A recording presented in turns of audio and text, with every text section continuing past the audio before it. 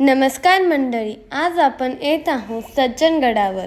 गडावर जाताना आपल्याला 200 पायऱ्या लागतात.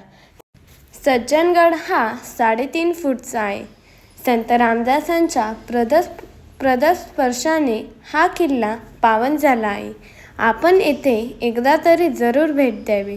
या किल्ल्यावर संत रामदासांची समाधी आहे. या किल्ल्यावर जाताना आपल्याला मारुतीचे दर्शन होते. येथे आपल्याला भक्त निवास देखील आहे व जेवणाची उत्तम सोय आहे. सातारा जिल्ह्यापासून हा 12 किलोमीटरवर आहे. पहिल्या दरवाजापर्यंत जाण्यापूर्वी आपल्याला 11 मारुतींचे दर्शन होते. प्राचीन काळी या गडावर एक ऋषींचे अस्तित्व होते. या गडाला अस्वलगड व परळीचा किल्ला म्हणून देखील ओळखला जातो. येथे वरती गेल्यावर निसर्गरम्य वातावरण आहे.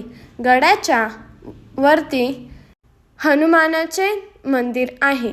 देवीचे दर्शन झाल्यानंतर येथे संत रामदासांच्या पादुकांचे दर्शन होते. आम्ही आता इथून निघत आहोत.